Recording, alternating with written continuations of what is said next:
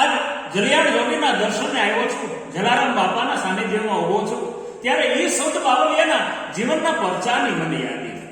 એક યાદી મારે કરવી છે કે ભારત વર્ષના સંતો કોણ છે, ભારત વર્ષના સાધુ કોણ છે સાહેબ.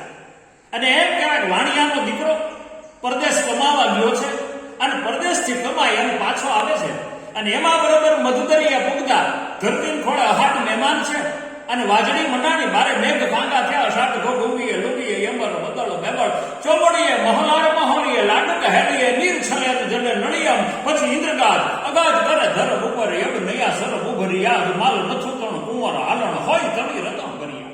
ઈ ખોવડા ખોવડા જેવડા એમ કહેવાય દરિયાના લોઢ મળ્યા ઉછળવા, વાણિયાનું વાણ મળ્યું હલક ડોલક ખાવા.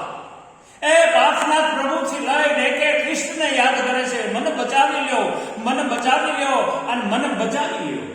અને છેલ્લે વાણિયાનો દીકરો, અને એને જેમ કહેવાય વીરપુર બાજુ દ્રષ્ટિ ગઈ, જલારામ જોગી બાજુ દ્રષ્ટિ ગઈ, અને હૃદયના ભાવથી જો કરો હાકલો તો ડીંગલા ચીથરા તણા પણ ધૂણે સાહેબ. એ હૃદયના ભાવથી હાકલો કર્યો કે હે જલિયાણ જોગી, હે વીરપુરના સંત જલારામ બાપા, આજ મારું વાણ ડૂબે છે, મારી વરહની કમાણી જાય છે, અને બાપ જો મારું વાણ બચાવી લે ને તો એક ગાડી ભરી અને ચોખા હું એમ કહેવાય તારા વીરપુરમાં મૂકી જાય, તારા ટેલિયા હાટું મૂકી જાય, મારી માનતા સ્વીકારી લે. પણ સચે પ્યાર કી तो सारे जहां पे असर होगी, और न होगी तो समझना कि तेरी कहीं कसर होगी. और ये युक्ति अगर अजमा के ही वो अगर मौता जाए तो हर चाहत के दिल में तेरी कब्र होगी. साहब ये आ जलियाण जोगी है, ये वाणियानी મધદરી અરજ સાંભળી, એ ખોવડા ખોવડા જેવા જે દરિયાના લોઢ ઉછળે છે, વાણ ઉછળેથી ધીમે ધીમે ધીમે ધીમે ધીમે ધીમે ધીમે દરિયો મળ્યો શાંત થવા.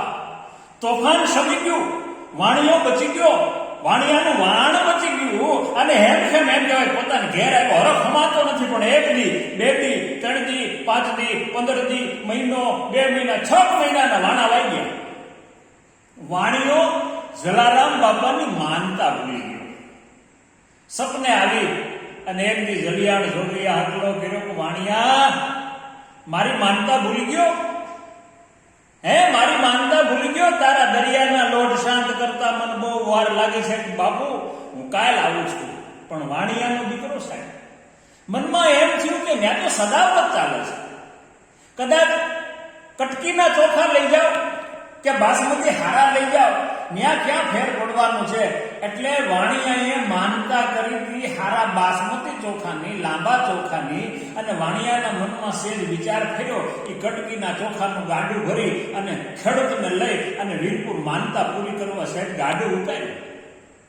જલિયાણ બાપા જલારામ બાપા બેઠા છે, આવીને ખેડૂત કીધું બાપુ અમારા નગર શેઠે આ ચોખાનું ગાડું મૂક્યું છે. સાંભળજો સાહેબ, સંત કોને કહેવાય, નથી મફતમાં મળતા, એના તો મૂળ ચૂકવવા પડતા. આ સંતોને સંતપણા નથી મફતમાં મળતા. એ ગાડું એમ કહેવાય કે કોઠારમાં ઉતરી ગયું, અને એ ખેડૂત જલારામ બાપા પગે લાગવા આવ્યો, બાપુ રજા દો કે ભાઈ ખેડૂભાઈ પ્રસાદ લીધો કે હા બાપુ પ્રસાદ લીધો, કે બીજો કાંઈ વાંધો નહીં, પણ તારા નગર શેઠને કહેજે કે માનતા તો લાંબા ચોખાની કરી હતી.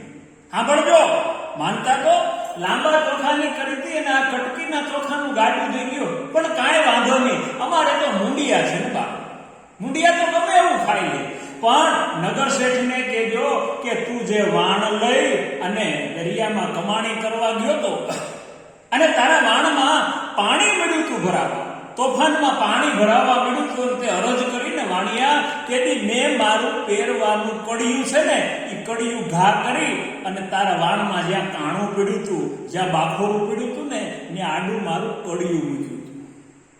એ કડિયાની જરૂર નથી, પણ એ કડિયામાં મારી દાંત ખોતરવાની દાંત હળી છે, ચાંદીની દાંત હળી છે.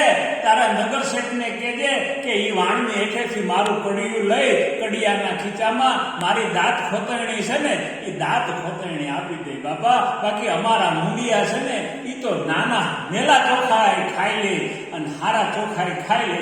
અને આ સમાચાર ખેડૂએ દીધા, વાણીઓ ધ્રુજી ગયો એટલું નહીં, પણ હારા ચોખાનું ફરીથી ગાડું ભરી વીરપુર આવી અને જલારામ બાપાની માફી માંગી અને માનતા પૂરી કરી ગયો. તો મિત્રો, આ અમારા ભારત વર્ષના સંત છે.